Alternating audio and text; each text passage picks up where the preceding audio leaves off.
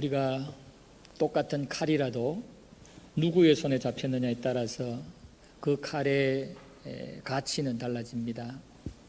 요리사의 손에 잡히면 아주 맛있는 요리를 하는 데 사용되어지는 멋진 칼이 되지만, 그러나 살인자의 손에 잡히면, 강도의 손에 잡히면 그 칼은 사람을 해하고 생명을 해하는 데 사용되어지는 아주 불의한 도구가 됩니다. 우리 인생도 마찬가지입니다. 이 땅에 사는 우리 인생은 하나님의 손에 잡히느냐, 아니면 마귀 사단의 손에 잡혀서 죄악된 삶을 사느냐, 이 둘 중에 하나입니다. 중간은 없습니다. 여기 왔다 저기 왔다 할 수도 없습니다. 하나님의 손에 잡혀서 의로운 도구가 되든지, 아니면 마귀 사단의 손에 잡혀서 불의한 범죄하고 타락하는 그런 악한 세상의 도구가 되든지, 둘 중에 하나입니다.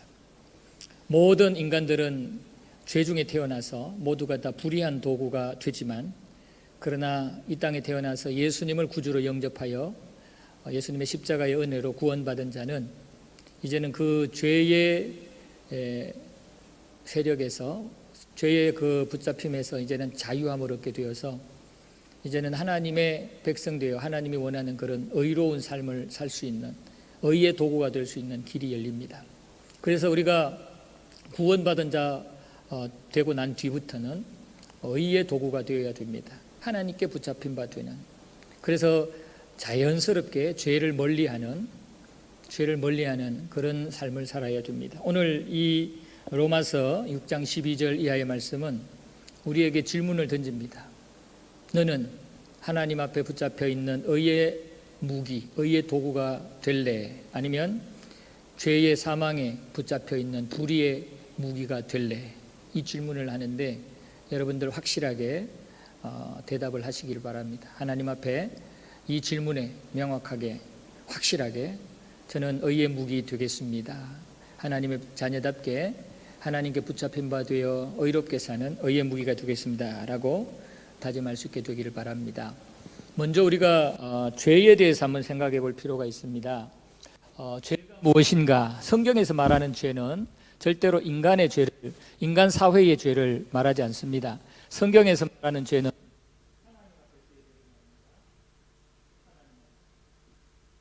그리고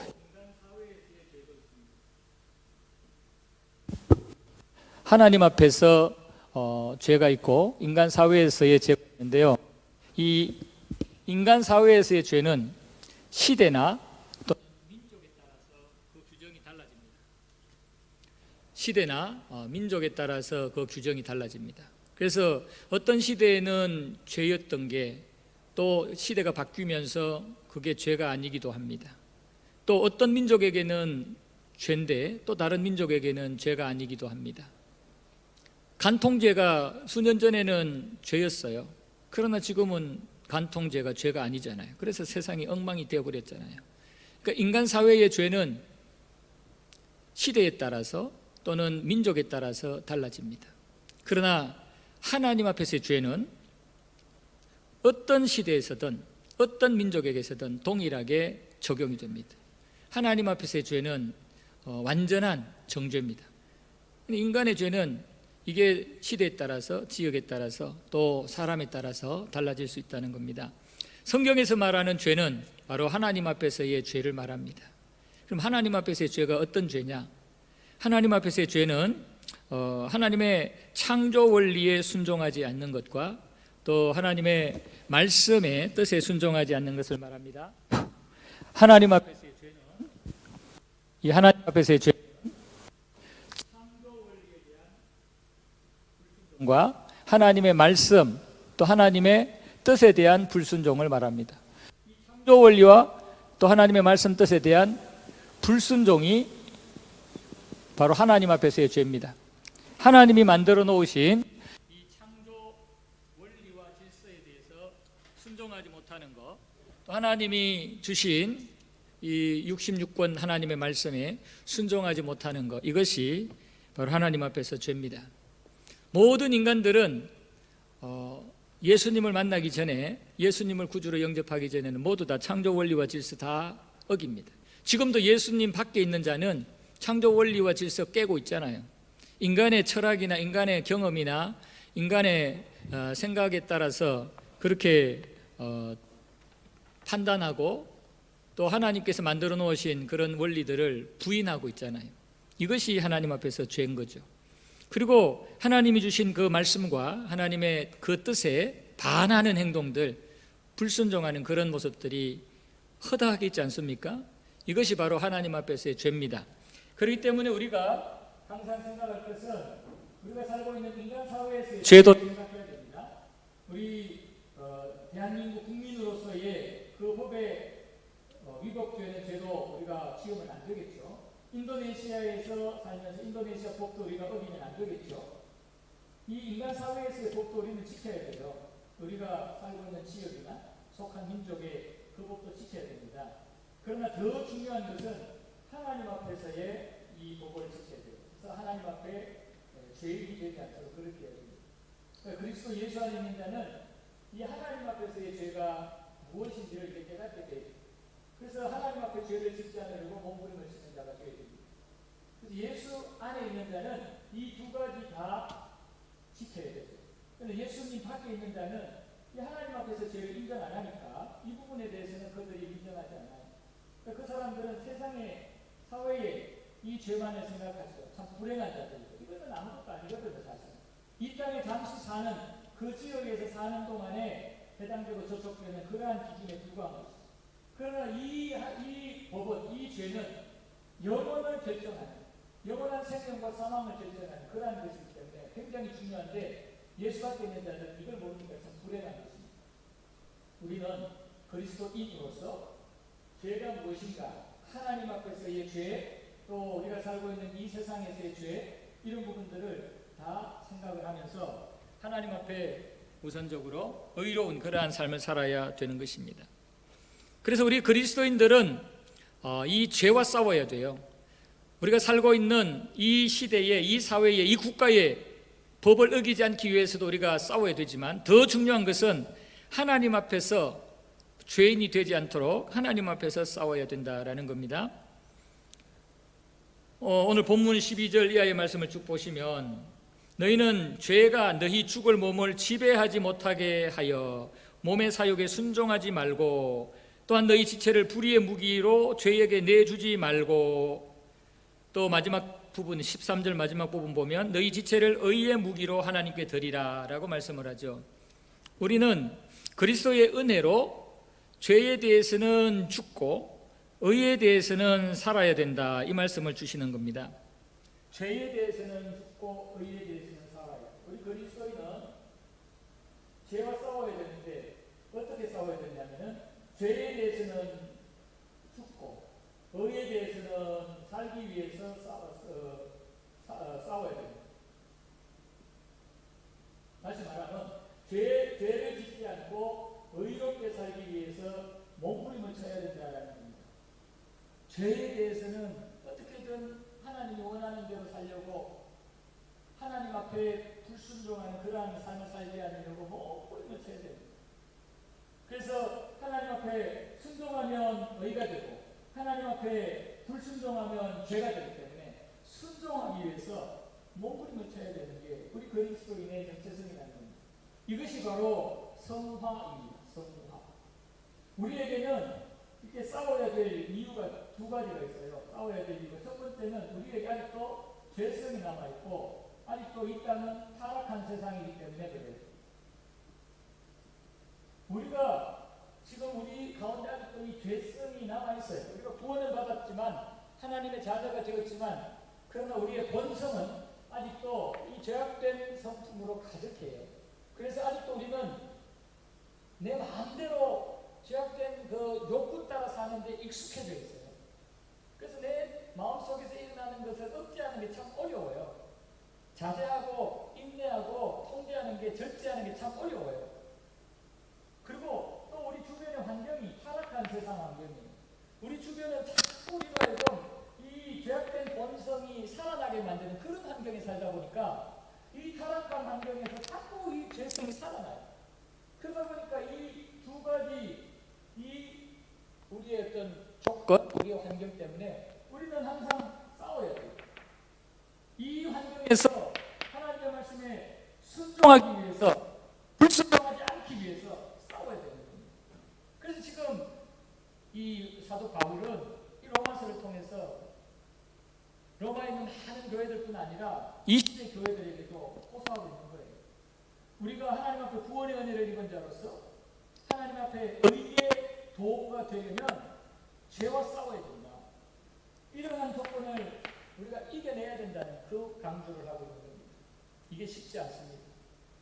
저도 그렇고 여러분도 그렇고 아마 이 싸움에서 실패해서 하나님 앞에 부끄러운 그런 모습에 처했을 때가 많이 있을 겁니다. 이스라엘 백성들이 출애굽을 했어요. 애굽을 출발해서 가나안 땅으로 갑니다. 그 광야에서 이스라엘 백성들의 모습을 보세요. 분명히 애굽에서 구원을 받아서 이제 약속의 땅 가나안 땅으로 갑니다. 그 과정에서 이 이스라엘 백성들은 의롭게 살아야 돼요. 하나님께 순종하며 살아야 돼요. 오늘 본문을 적용하면 죄와 싸워서 하나님의 백성답게 살아야 돼요. 이게 무슨 말이냐면 애굽에서의 삶을 잊어버리고, 애굽에서 종로로 타고 애굽에서 우상 숭배하는 자들의 어떤 시중이나 들고 이 타락한 죄악 세상 애굽에서 살았던 그 모든 기억들은 다 지워버려야 돼요. 그 생활 습관들은 다 잊어버려야 돼요. 그리고는 이제는 하나님의 백성답게 이 광야를 지나면서 하나님의 백성답게 살고 가나안 땅에 들어가서 하나님의 백성답게 살아야 돼요. 그런데 이 광야를 지나는 동안에 이스라엘 백성들이 사실 광야 환경이 굉장히 어렵잖아요. 이 환경처럼 어렵거든요. 때로는 목도 갈증이 심하고 막 계속 걸어야 되니까 피곤하고 얼마나 힘들고 불편하겠어요. 애굽에서 정착 생활을 하다가 아무리 종이라도 그래도 정착 생활을 했잖아요. 그렇게 살다가 이제는 그냥 보따리 싸서 이동했다가 풀었다가 이동했다가 풀었다가 그 환경이 또 얼마나 열악합니까? 그런 환경에서 살다 보니까 이 환경이 자꾸 애굽에서의 생활을 기억나게 하는 거예요. 애굽에서 그래도 노예 종의 신분이었지만 그래도 이렇게 광야에서처럼 고생은 하지 않았다는 거죠. 그래서 편안하게 주인이 주는 음식 먹고 주인이 시키는 일 하면서 그렇게 편하게 살았던 그때가 자꾸 생각나는 거예요. 근데 그것을 잊어버리고 사실은 이스라엘 백성들은 출애굽했기 때문에 구원받았기 때문에 이제는 하나님의 백성으로 적응을 해야 되거든요. 그래서 하나님의 말씀 앞에 순종하고 가나안 땅에 들어가서 하나님의 백성답게 사는 그 훈련을 해야 되는데 자꾸 이거를 못 이겨서 이스라엘 백성들이 제가 출애굽 읽으면서 원망했다 불평했다 이 사건을 세려보니까 7, 8번이 나오는 것 같아요. 기적 같은 은혜를 입고도 또 원망하고 불평하고 애굽 갔으면 좋을 뻔했다. 이제는 모세 너 필요 없다. 우리 지도자 별도로 세워가지고 애굽으로 돌아갈 거다. 이것은 결국은 죄와 싸워서 패배한 거거든요. 이스라엘 백성들이 애굽의 생활을 그리워하는데 그 그리운 애굽 생활을 이기고 우리는 하나님의 백성이야. 이제 하나님이 주신 저 약속의 땅 가나안 땅에 들어가서 우리가 이제는 참된 자유의 삶을 살고 평안의 삶을 살 거야. 이거 생각하면서 이겨내야 되는데 그거 이겨내지를 못했거든요. 그래서 출애굽 1세대는 여호수아와 갈렙만 빼고는 가나안 땅에서 살지를 못하고 다 광야에서 멸절당했잖아요. 죄와의 싸움에서 그들이 실패한 거예요. 계속 애굽 땅 생각하고 조금만 힘들고 불편한 애굽 땅 생각하고 조금만 힘들고 어려우면은 애굽에서의 생활을 그리워하고 그리고 막 입으로 막 표현을 하고 입으로 표현하기 전까지 속으로는 얼마나 많은 생각을 했겠어요. 이게 사실은 오늘 우리의 모습이 될 수도 있어요. 우리가 신앙생활 하다가 하나님의 백성답게 살다가 나름대로 이렇게 죄와 싸워서 의롭게 살려고 나름대로 노력하다가 때로는 옛날 생각하고 바깥에 지금 예수 안 믿는 그 사람들을 생각을 하면서 그런 어떤 부러워하고 그 속에 슬며시 발을 넣어서 그 속에 끼어들고 같이 어울리고 이것은 다 여기 우리가 지금 실패하는 거예요. 여러분 분명히 기억하십시오. 우리는 죄와 싸워서 이겨야 될 의의 무기 하나님이 쓰시는 그런 도구가 되어야 됩니다. 날마다 우리 안에 있던 죄악된 본성들 또 우리 주변의 여러 가지 악한 환경들을 우리는 구별하고 이겨내야 됩니다. 그것을 보면서 나는 저기에 영향을 받을 자가 아니야, 내가 저기에 매여서 끌려다닐 자가 아니야, 항상 그 생각하면서 우리는 죄와 싸워서 이기는 그리스도인이 되어야 됩니다. 그래서 죄를 보면서 날마다 나 자신을 부인하고 나의 욕구를 죽이고 오히려 내 안에 하나님의 말씀에 순종하고자 하는 그런 거룩한 의로운 욕구들을 살리는 그런 영적 싸움에서 승리하는 자가 되어야 된다라는 겁니다. 우리는 죄와의 싸움에서 불가피한데 이 불가피한 죄와의 싸움에서 반드시 승리하는 의의 도구가 되어야 된다라는 것을 꼭 기억하시기를 바랍니다. 그리고 우리는 우리의 어떤 신분에 대한, 정체성에 대한 생각을 다시 한 번 더 오늘 본문에서 확인할 수 있습니다. 17절 이하의 말씀에 쭉 보시면 하나님께 감사하리로다. 너희가 본래 죄의 종이더니 너희에게 전하여 준 바 교훈의 본을 마음으로 순종하여 죄로부터 해방되어 의에게 종이 되었느니라. 의의 종이 된 것에 대한 확신을 얘기하고 있죠. 의에 대해 의의 종이 되었다라는 그 확신을 가져야 우리는 의의 도구가 될 수 있고 죄와 싸움에서 이길 수가 있다라는 거예요. 그러니까 이 의의 종이라는 확신은 자기 정체성입니다. 우리는 우리의 신분과 우리 정체성을 꼭 기억하셔야 돼요. 모든 그리스도인들에게 해당되는 게 이 의의 종이라는 정체성입니다. 우리는 이제는 그리스도의 십자가의 은혜로 구원을 받아서 의로우신 하나님의 도구가 되어야 되고 하나님께 쓰임받는 그런 종, 하나님이 원하는 뜻대로 살아가야 되는 그런 신분이라는 사실을 항상 우리가 확신하고 있어야 됩니다. 이거 잊어버리면, 이 신분 정체성 잊어버리면 죄의 종이 될 수밖에 없어요. 여러분, 삼손을 여러분들 잘 알잖아요. 삼손이 우리가 읽어보면, 사사기 읽어보면 굉장히 안타깝고 속상합니다. 이 어리석은 삼손이 그 여자에게 빠져가지고 들릴라에게 몇 번이나 그렇게 유혹을 받고 확인을 해서 그 본심을 알았다면 안 빠져야 되는데 또 빠지고 또 빠지고 또 빠지고, 그래서 결국은 머리가 다 잘려버리고 비참하게 죽잖아요. 그 삼손의 모습을, 일대기를 보면서 오늘 본문과 대조해서 우리가 한번 생각해 보면 삼손의 가장 심각한 문제가 뭐냐? 삼손의 심각한 문제는 뭐냐 하면 사사로서의 정체성을 잃었어요. 사사로서의 정체성을 잃어버렸어요. 자기는 사사 또는 나실인, 이 나실인이라는 이 정체성을 잃어버렸어요. 그러다 보니까 조심해야 될 것, 또는 이게 밝혀야 될 걸, 밝히지 말아야 될 것, 이런 모든 기준들을 다 잃어버린 거예요. 만약에 삼손이 자기가 나실인 사사라는 정체성을 확신하고 있고 그것을 잊지 않고 마음속에 지키고 있었다면 드릴라가 아니라 드릴라보다 몇 배나 더 유혹하는 여성이 나타나도 이길 수 있었을 거예요. 중요한 것은 삼손이 자기 정체성을 갖지를 못했기 때문에 그래요. 오늘날 우리 교회와 그리스도인들이 바로 의의 도구라는, 의의 종이라는 정체성을 잃으니까 사명도 감당 못하고 세상에 그냥 굽신거리고 세상에 그냥 이리저리 끌려다니면서 그냥 있는 둥 없는 둥 마네킹 같은 그런 교회가 되고 그리스도인이 되는 거예요. 중요한 것은 의의 종입니다. 크게 우리는 모든 그리스도인이, 교회가 이런 정체성을 가져야 되고 개인적으로도 우리는 자기의 하나님 앞에서 정체성이 있어야 돼요. 저 같은 경우는 목사로서의 정체성이 있어야 돼요. 목사로서, 여러분들 권사로서 또는 집사로서 또는 장로, 안수집사로서의 정체성이 있어야 돼요. 하나님 앞에서 그 하나님 주신 직분에 맞는 정체성을 가지고 사명을 감당할 수 있어야 돼요. 그래서 교회를 생각하면서 교회에서 받은 그 직분을 가지고 어떻게 교회를 살리고 주신 사명 감당할까, 이 생각해야 돼요. 다른 인간적인 그런 어떤 생각들 하시면 안 돼요. 그래서 우리는 분명한, 궁극적으로 모든 교회와 그리스도인들은 의의 종이다, 하나님의 백성이고 하나님의 도구다, 그리스도의 도구다라는 인식을 확신해야 되고, 개인적으로는 자신의 직분과 자신의 그 정체성에 맞는 분명한 마음의 태도를 가지고 있어야 돼요. 그럴 때 죄의 싸움에서 승리할 수 있게 됩니다. 우리 성경성에 나오는 실패자와 성공자의 중요한 차이점은 뭐냐? 바로 이거예요. 하나님 앞에서 자신의 정체성을 어떻게 가지고 있었느냐, 이것이 중요한 거예요. 그래서 바울은 지금 선언을 하고 있는 겁니다.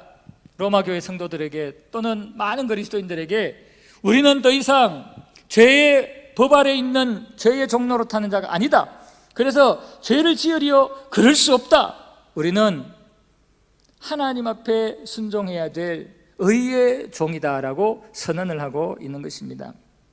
그래서 우리는 하나님 앞에서 의의 종이라는 분명한 확신을 가지고 죄를 멀리하는 그런 모습들을 가져야 됩니다. 그 다음에 우리가 생각해야 될 것은 죄의 종의 그 결과의 심각성을 생각을 해야 됩니다. 죄의 종이 되면 어떻게 되느냐 하면은 사망에 이르게 된다 그랬어요. 죄의 종의 결과는 사망이에요. 그러나 의의 종의 결과는 영생입니다. 이제 뒤에 생각을 해 보겠는데요. 먼저 죄의 종의 결과는 사망이라는 심각한 결과에 이르게 됩니다. 이 사망이라는 것은 단순한 어떤 이 땅에서 육체적인 사망, 죽음 이것을 얘기하는 게 아니라 영원한 사망을 얘기하는 거예요. 영원한 사망, 영원한 사망. 어떤 일정 기간 동안 우리가 불행해지고 일정 기간 동안 우리가 고난을 당하고 어려움을 당한다면 그 기간 참으려지, 그 기간만 참으면 되지, 이런 생각을 할 수 있겠죠. 그러나 이 죄의 종으로서의 결과는 영원한 사망이기 때문에 이제는 돌이킬 수 없는, 다시는 원상 회복을 시킬 수 없는, 다시는 기회가 없는 그러한 사망이기 때문에 우리는 죄의 종의 결과의 심각성을 깨닫고 절대로 우리는 이 죄의 종로로 타는 그런 자가 되면 안 돼요. 죄의 종로로 타고 죄와 싸워서 죄에게 져가지고 종로로 타게 되면 그 결과 사망에 이르게 된다는 이 원리를 항상 기억하셔야 돼요. 이 땅에서 우리의 이 죄악된 그 본성 따라 하고 싶은 거 다 하게 되면 굉장히 어떤 일시적인 만족감이 있을 수 있고 쾌감이 있을 수 있어요. 그러나 그것은 일시적인 것 뿐이고요, 조금만 시간이 지나면 그것은 또 마음 상태가 달라지게 돼요. 그러나 그 일시적인 쾌락과 결과를 얻기 위해서 한 그 범죄함 때문에, 죄의 종로로 탄 것 때문에 우리에게는 영원한 사망이 온다는 것을 항상 생각하셔야 돼요. 그러면은 죄의 어떤 유혹들, 우리 어떤 죄악된 본성이 자극되어서 그것을 막 욕구가 일어나고 하고 싶은 그런 상황이 생겼을 때 그것을 물리칠 수 있는 요셉과 같은 그런 결단을 할 수가 있는 거죠. 요셉이 보디발의 아내가 유혹을 할 때 웬만한 요새 젊은이들 같으면 다 넘어갔을 때, 그러나 이 요셉은 그것이 죄라는 것을 알았고 그 죄의 심각성을 알기 때문에 그냥 겉옷을 벗어 던지고 그 자리를 박차고 나온 거잖아요. 그러니까 우리가 죄의 결과의 심각성을 제대로 알게 되면은 우리는 어떠한 우리 안에 있는 죄성도 또 우리의 죄성을 자극하는 이런 여러 가지 죄악된 환경도 구별해내고 이겨낼 수가 있는 겁니다. 여러분, 이 죄의 속성과 이 마귀 사단이 우리를 자극하는 이 방법들은요 얼마나 교활한지 몰라요. 이 모든 것들을 우리가 잘 이겨내고 견뎌내기 위해서는 이렇게 영적으로 깨어 있어야 돼요. 의의 종이라는 확신을 가져야 되고, 또 일순간 육체의 어떤 죄악된 본성과 쾌락에 따라 살다가는 아주 영원한 사망에 이르게 된다는 이 시점을 꼭 기억을 하시고 이 진리를 가지고 정신 바짝 차리고 하나님 앞에 말씀에 순종하는 그런 의의 도구의 삶을 살아야 되는 겁니다. 그리고 우리가 마지막으로 생각해야 될 것은 이 죄의 삭시라는 이 말과 또 하나님의 은사로 주시는 영생이라는 그 말씀에 대한 부분이에요. 여기서 죄의 삭시라는 말과 하나님의 은사라는 이 용어의 차이점을 우리가 한번 생각해 볼 필요가 있어요. 왜 오늘 본문에서 죄의 삭은 사망이고 하나님의 은사는 그리스도 예수 안에서 영생이라고 했을까? 여기서 왜 죄의 삭시라고 얘기하고 하나님의 은사라고 얘기했을까? 이 부분입니다. 이 죄의 삭은 삭시잖아요. 삭은 그 사람이 일한 대가, 그 사람이 행동하고 노력한 대가예요. 여기에는 반드시 행위가 따르는 거예요. 죄악된 행위가 따르는 거예요. 그런데 하나님이 주시는 이 영생은 삭시 아니에요. 우리가 이 땅에 선행한 삭시 아니에요. 이 땅에서 나름대로 죄와 싸워서 몸부림을 쳤던 그런 의로운 몸부림에 대한 삭시 아니에요. 하나님이 주시는 영생은 은사예요. 은사는 기프트, 선물이에요. 선물. 삭과 선물은 분명히 다르죠. 삭은 내가 노력한 만큼 받는 거예요. 근데 은사는 노력과 상관없이 그냥 선물로 받는 거예요. 나의 어떤 이런저런 기준이나 현재 상태나 뭐 이런 것들 상관없이 그냥 주인이 주고 싶어서 주는 거예요. 주변의 사람들이 볼 때는 그 삭을 받을 자격이 없는 것 같아. 이 은사를 받을 그런 자격이 없는 것 같은데도 주는 게 그게 은사거든요. 그러나 삭은 행위의 결과로 나타나는 게 삭시예요. 그러니까 이 은사는 하나님의 전적인 사랑으로, 하나님의 무조건적인 은혜로 주어지는 것입니다. 즉 영생은 무조건적인 하나님의 은혜로 주어지는 거예요. 그래서 우리가 때로는 부족함이 있고 연약함이 있어도 하나님이 그거 상관없이 영생을 주시는 거예요. 만약에 하나님이 삭수로 주시는 영생이라면 우리가 조금만 부족하고 조금만 실수하고 조금만 어리빙빙해서 세상에 그냥 휘말리고 그러면 삭수로 준 영생은 회수할 수도 있고 취소할 수도 있고 또 감할 수도 있고 뭐 그럴 거 아니에요. 만약에 삭수로 줬다면. 성경에 나오는 수많은 우리 믿음의 조상들 보면 그들 모두 다 하나님의 은혜로 모든 삶을 살았지 삭수로 그들이 영광을 누린 게 없어요. 다 하나님의 은혜죠. 그들 실수투성이에요. 그럼에도 불구하고 하나님 그들에게 은혜로 주신 거죠. 여러분, 우리는 하나님 앞에 항상 은혜는 우리가 이 영생은 하나님의 선물로 받은 것이다, 이런 생각을 하면서 감사함으로 우리의 삶을 더욱더 헌신하며 살아야 돼요. 대신에 우리의 어떤 삶에 범죄하게 되면 이 범죄한 것에 대한 삭은 반드시 우리에게 나타나서 결국은 그 문제가 그리스도 예수 안에서 해결되지 않으면 영원한 사망에 이르는 무서운 심각한 결과에 이르게 된다라는 것을 깨달으셔야 됩니다. 우리는 하나님 앞에 은사로 영생을 받아서, 선물로 영생을 받아서 우리가 여러 가지로 부족하고 연약함이 있어요. 그러나 이 여러 가지 부족함과 연약함 하나님의 은사로 받았기 때문에 문제가 되지 않는 겁니다.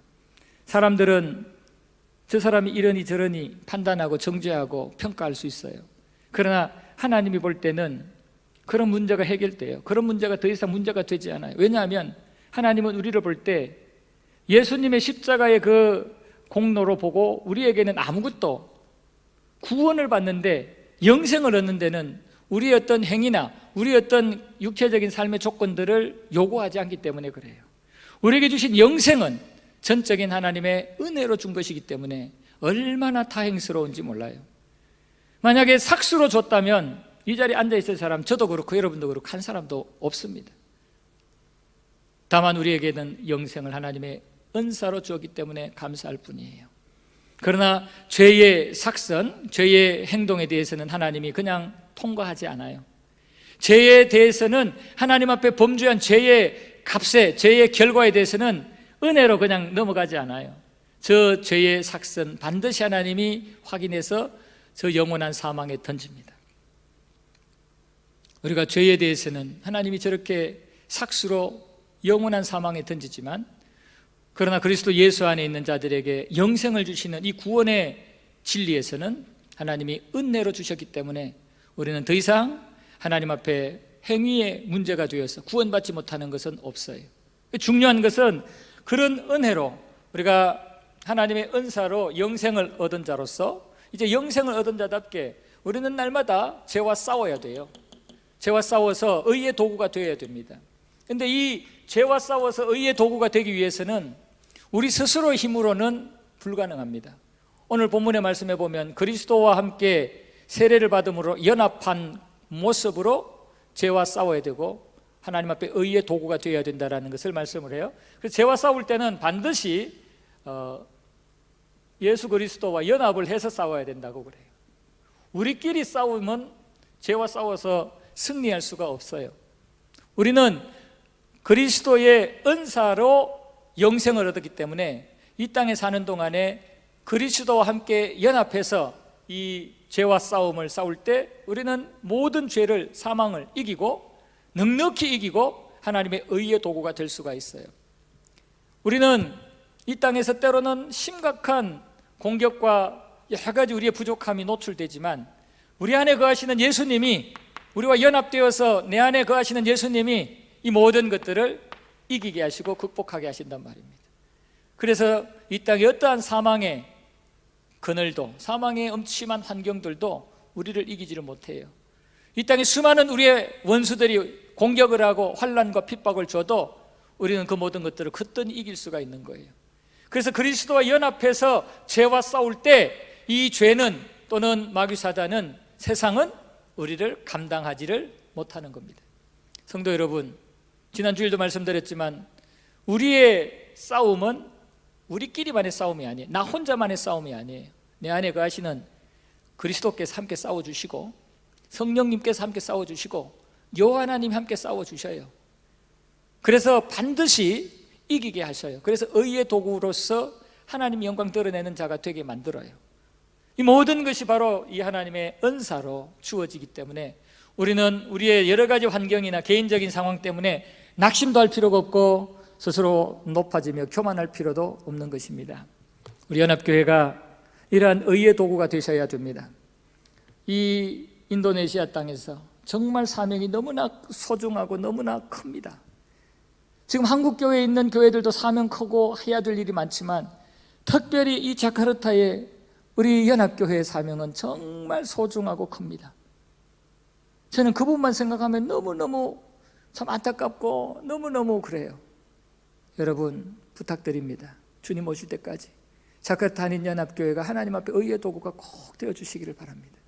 변함없이 그리스도와 연합해서 개인적으로 또 교회 전체 공동체적으로 이 땅에 악한 영들을 몰아내고 우글거리는 더러운 영들을 예수의 이름으로 몰아내고 이 땅에 하나님의 나라를 확장시켜서 결국은 19억 20억 되는 이 무슬림들을 주께로 이끌어내고 세계의 영적 지각을 변동시킬 수 있는, 지각의 대변동이 일어나게 만드는 그 일을 한다면요, 여러분 정말 하나님 앞에 나중에 섰을 때 너희들은 정말 나의 의의 도구다, 나의 의로운 도구다라고 아마 엄청나게 큰 영광의 면류관을 하나님이 씌워주실 거예요.